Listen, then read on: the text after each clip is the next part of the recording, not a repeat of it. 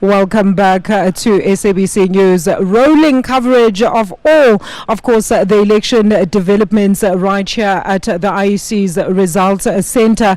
I am now joined by Velemseni Mthiyane, who is SABC News specialist researcher, just to try and unpack with us, in terms of these coalitions that are likely, those conversations really are likely to start if people haven't started already having those serious debates about who's going into bed with who. So we just want to understand, and get a general overview of what the picture and the future of South Africa would actually look like should we go into national coalition government. So your predictions at this stage, would we be able to survive, judging by what we've seen at municipal level?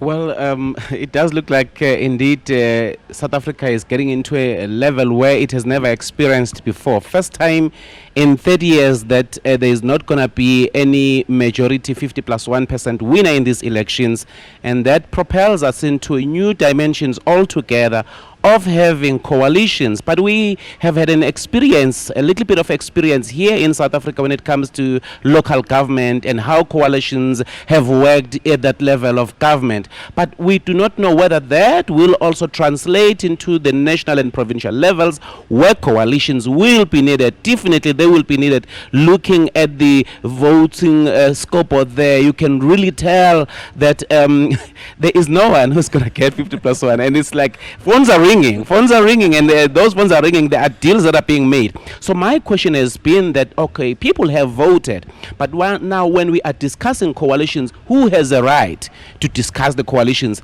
Is it the voters or the party leaders?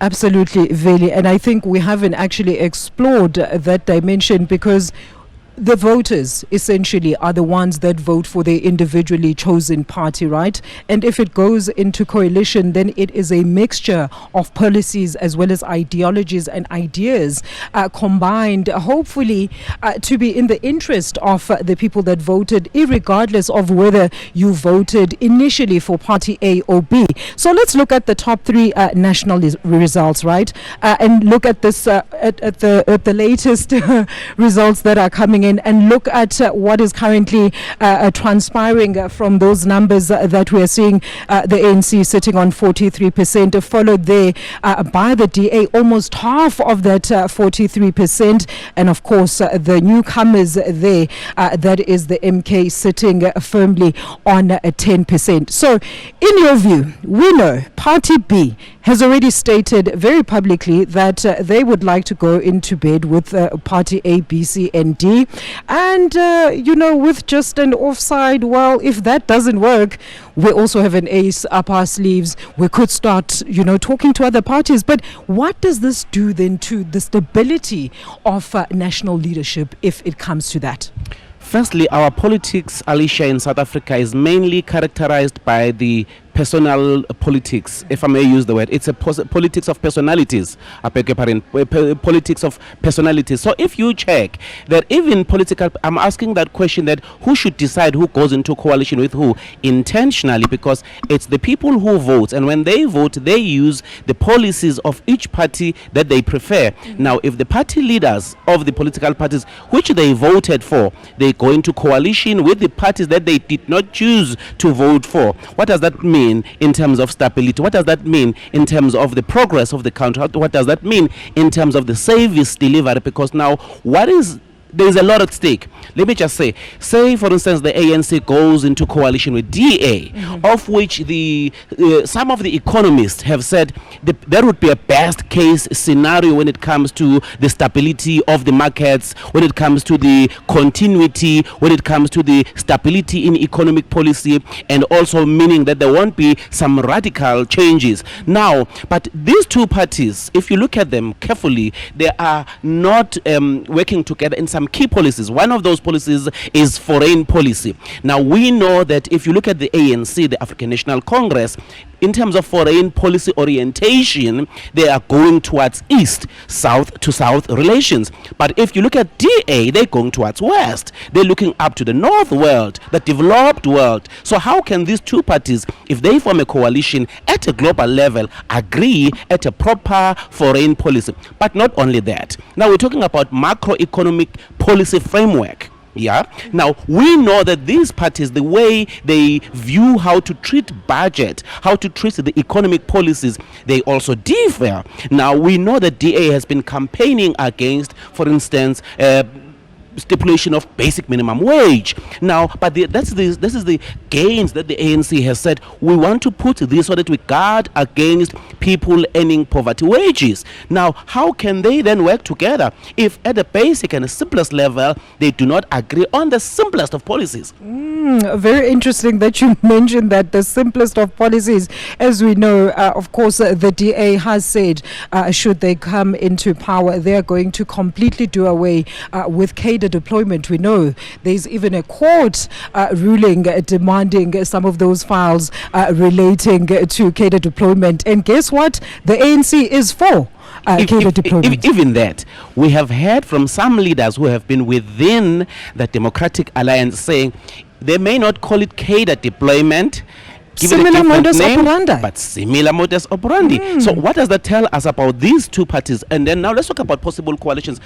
DA has said, now if you look at the EFF, if we may look into the EFF, they have said should the ANC go into coalition with the EFF, they call it a doomsday coalition. Why they are saying that? They are saying it will be the EFF's policies that will take the center stage. They say there will be an expropriation of land without compensation. They say the investor confidence will go down because the investors will leave the country because they will not tolerate some of the radical policy stances of the EFF. They're saying there will be looting galore in terms of taking away from the state coffers. Now, you have this official opposition selling this threat to say if these ones they go into coalition and these countries going to go down. But now these parties, the ANC and the EFF, they've got a lot in common. Number one, in terms of the constituents that they represent the aspirations of the majority of the South Africans, right? And then secondly, the issue of the economy and the issue of land ownership, both parties are agreeing in terms of the expropriation of land without compensation. Perhaps there could be technicalities here and there, but these parties, two of them, they are for proper justice when it comes to land ownership. Now, between the ANC and the MK, one asked, what if ANC asks MK to go into coalition with them? That's a very interesting question, right? Because remember, terms and conditions will apply. We do not know how deeper they will be, but it's not hidden that the leader of the MK party does not really like the leader of the other party. So it's not a party problem. It's a leadership problem. Politics of personalities. Now it transcends the interest and the needs of the electorate. It's now about the personalities, but the interests that they represent, they are not that far different. Remember, this is a former leader of the very same party that we call the African National Congress. So the aspirations and the policies that they stand for are exactly of the same constituency. They address the needs of the same constituency, but the clash of personalities will hinder this coalition. So now when it comes to stability of coalitions, we need two things that are important. One, an agreement on macroeconomic policy framework to deal with the issue like unemployment. Absolutely. We have a problem in South Africa. 30 years ago, unemployment was sitting at 2 million, but now we are sitting at 8 million. It has grown 4 times the unemployment, but our economy has just only doubled. Okay? And then the number of people who are also employed, 8 million to 16.7 million. And you can tell that that's a slow growth because we've got 12 million people who are willing to work but who could not find jobs. Now, let's talk about what would be a better alternative than, say, the ANC needs just a couple of percentages to get over the threshold of that 51%. We have, of course, done away with the DA as well as the EFF. Anybody else that is not already within talks of any coalition or going into bed? It depends. It depends if according to CSIR predictions, ANC ends up at 43%. They would need at least 8% to get 50 plus 1 or 51%. And hold that majority. Yeah, and then it depends how the other smaller parties will then perform. If you put them together, can they give the African National Congress that percentage that is going to take them above 50 plus 1%? Without that, it would have been a better case, or a better scenario if the ANC was going to finish around about 47, 48%. Yes. They would need at least one or two smaller parties, and then case closed, they can form a government. But at 43, if you look at 8% and you're going to work with smaller That's parties, a steep, yeah. And also the discussion and the demands for each party that wants to participate. So chances are high we might see them going either with DA or the EFF. Right now, they need to choose who's the better driver. And then at the end of the day, let's say we do have a coalition government, right? Economically, let's talk about the side effects, the long-term effects. You spoke about service delivery being virtually at a standstill at some municipal levels, where we've seen some of the coalitions that necessarily haven't been something to to be proud of. So how would then some of these parties going into coalition together actually hinder the progress in terms of economic growth and ensuring that service delivery is delivered without any hindrance? In 2016, in the city of Johannesburg, the DA was leading that coalition. They had received some support from the EFF. Now, when they did not agree on some issues, EFF did not want to vote for the approval of the budget. Absolutely. Now, there was a standstill in terms of service delivery because the budget cannot be spent up until it is approved. Imagine at national level. Of course, a big crisis. Now, what is needed, therefore, I mentioned the stability in terms of macroeconomic policy framework, but secondly, another most important aspect is that the parties must then agree that if we go into coalition, in terms of the policy priorities that we have as a party, how do we then table our key priorities, put them on the table and agree? There's something that they call in economics trade-offs.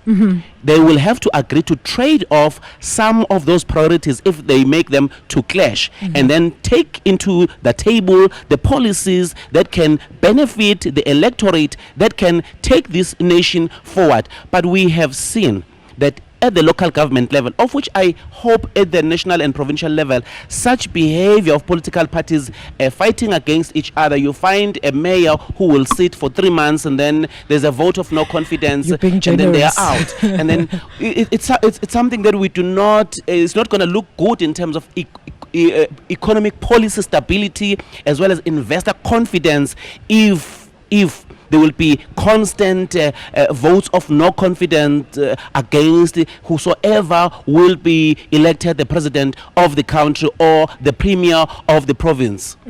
Look, Veli, we've already heard about reported instability in terms of the rand due to the uncertainty around, of course, what the political outcome of these elections is going to be. So let's look at the top three results provincially. We've got there the DA sitting firmly on 55%. Of course, the ANC following closely by on 19%. And they're saying the PA has been around, but it's not a new party, okay? So the Patriotic Alliance making gains there at just 9%. So what type of provincial leadership structure would be needed here? Well, I suppose with the DA, if it stays like this, as the votes are still incoming, let's say somebody causes an upset somewhere and party 3 and party 2 might then garner enough support to be able to topple party A. Of course, in Western Cape, even if in case it happens that the DA drops below 50%, they will be at a better position to call the shots, because they if it so happened that they drop below 50%, it would be slightly below 50%. So they can bring any other party that they can work with, promise something. And they've said they will not work with the PA or the ANC. But the PA is willing to work with them. When it matters most, they might do what I termed the trade-offs and said, well, we had said we cannot work with you, but now for us to go forward and make this province to function, what we need maybe is your vote. But again, there's something I want to mention about this province of Western Cape. Yes. Do you know that the province of Western Cape, just this province in terms of its economic size, is equivalent to the whole economy of the DRC? Imagine that. As well as Ivory Coast. So if you look at Ivory Coast economy, equivalent to Western Cape's economy. If you look at DRC's economy, equivalent to Western Cape's economy. And this province is very much huge in terms of economic importance. Why I say that, if you look into budget allocation from the National Treasury, they received something like 84 billion rands when it comes to the current financial year. So there is a lot at stake. Whosoever wins this province, they will be controlling the economy that is equivalent to the size of DRC. Hence, we've seen, I suppose, Veli, in these elections, and particularly campaigning by certain parties, they've actually largely focused on securing a specific province. And if we go to another, of course, battleground, that is your KwaZulu-Natal, let's look at what is currently happening. There's certainly a turn of tables in terms of the expected results there. Totally unbelievable at this stage, and we're still counting. I think I just heard the bell ring as well, signaling more action there on the action floor. But looking at these results now, MK commanding the province, ANC then persuades the IFP to try and come to an agreement to try and overtopple the MK. What is at stake if the ANC and the IFP go into coalition in KZN, if it could ever be a possibility or a reality? Should the things remain the same, out of the picture here, we do not see the EFF. And we know without a shadow of doubt that if we speak to MK people, they tell you we are ready to work with the EFF. So if EFF can bring at least a 6%, should the MK, when the voting ends and they end up at 45%, well, we see them going into coalition in this province with the EFF, no doubt about it. That's at least according to what we have gauged, interviewing them, speaking to them. They appear to be willing to work with each other between the MK as well as the EFF. But again, this is a very important province. It contributes 16% of South Africa's GDP. 16% actually is the second biggest contributor to South Africa's economy. So whosoever controls this province controls a massive economic hub of equivalent of Tanzania. Imagine that. I mean, this province's economy is equivalent of Tanzania as a country. So you know that if you control this province, you've got massive influence. South Africa is the biggest in terms of the size, according to IMF and the World Bank, in the African continent. So if this province is the second biggest contributor, so you can imagine the influence and that whosoever wins the coalition here. But now, again, it has to always to be about the people. Absolutely. And it must be the people who are benefiting. We know that unemployment is also a big issue in this province of KwaZulu-Natal. Yes. So there is whosoever forms a coalition, I believe that at 30 years later, whosoever forms a coalition, they should look at the interest of the country other than the benefits that they may see about occupying the office. Because for the past 30 years, people have felt as though they are left behind, while the leaders that they voted in government are having it all. Look, let's move on to another battleground. That is, of course, Gauteng. This is how currently the leadership board and the numbers are currently standing and sitting. ANC 34%, DA 29%, Malema, the EFF there 13%, with votes, of course, still being counted. What is at stake here? You know, this province has been... it's been long coming for the African National Congress, the economic hub, to lose this one. Now, as things stand, if we speak coalition first, the EFF makes sense to go into coalition with the ANC. Makes sense. And I might as well add that there are some other small parties like Al Jamaa and other parties that may want to come in and form a coalition. I do We've not seen them in coalitions, but I've heard other really people in other course. I districts, think and we've seen some Ekurhuleni, for instance, exactly, yeah. and we've seen that how those relationships actually have not turned out as was expected. Perhaps at different stage, different rules. So, but also if you look at the other people are saying, in Gauteng, for it to function properly, it needs the efficiency that has been shown by the administration of the Democratic Alliance public officials, and then the power and the support that ANC may bring. So someone is saying this will be a good combination. That's why perhaps even at a national level, they say ANC has the support of the majority of the South Africans, even though they may not get over 50%.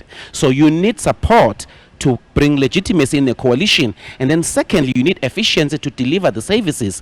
And we know that DA has developed somewhat a sort of a track record of saying wherever we lead, you will see efficiency. We can mention some municipalities here in Gauteng as well as in some other provinces, and in particular Western Cape. But that narrative is always followed by the fact that it caters to certain areas in order to provide those services. Veli. So it's not in totality. We've seen townships like your Khayelitsha, the Cape Flats. It seems like these are the forgotten people, hence also the emergence of the PA literally going for that coloured vote and saying, we have not left you behind. We will literally champion all of your challenges, as of course the ruling party in this province has not catered to your needs. There's a small municipality here in Gauteng which was led by a man called Bongani Baloyi.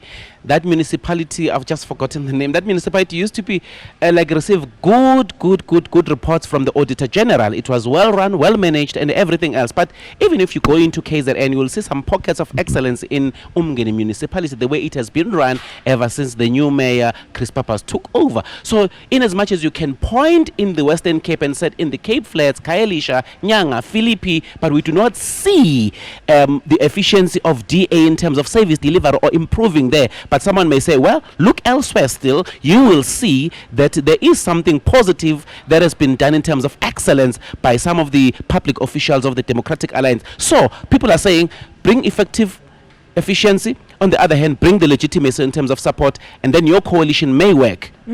Absolutely. Veli, we're going to continue this discussion. All right, we are going to continue with SABC News specialist researcher Velemseni Mthiyane, talking about just the economic outlook, as of course those conversations around who is going to be at the helm of South Africa come 7 days' time, when the IEC says, well, we are mandated to release those results within 7 days. So stop asking us when those results are going to come out. So in totality, Veli, what are we looking at? What is at stake for South Africa in general, not provincially, not otherwise, when it comes to a coalition government, when in particular we do not have a blueprint in this country?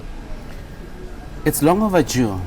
There have been predictions that have stated that South Africa, at the current level of political participation when it comes into voting, we may get into a state whereby at a national level we do not have an outright winner. So last year I do remember that the Deputy President Paul Mashitele said there is a need to develop a proper framework to make the coalitions to work, and key in that coalition framework will be the policy priorities.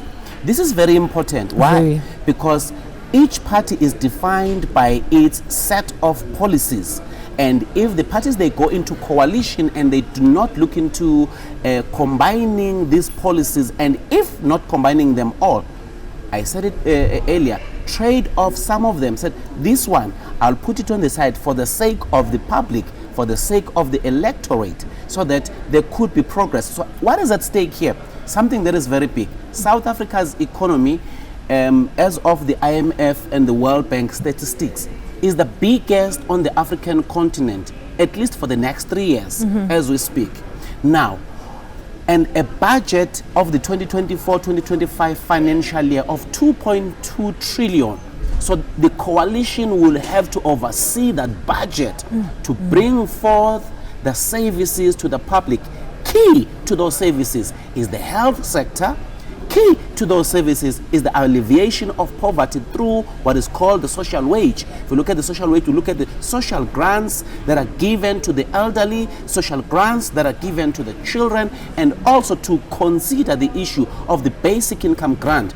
South Africa has got highest levels of inequality. So whosoever gets into a coalition to lead this country economically, what is at stake are people who live in the same country where there is almost everything that is found in developed world. Yet at the very same time, you find people who are at the poor of the poorest. So a coalition that needs to come on the economic terms, they must prioritize the issue of bridging the gap of the rich and the poor, not through taking from this one and giving to this one, but in terms of expanding the pie, which is the economy, so that we get more people participating in the economy. Let me give you this. Between 2013 to 2023, our economy grew at 0.8% on average. But what was the National Development Plan envisaging? They were saying we need to have our economy growing at 5% on average in order for this economy to create the much needed jobs.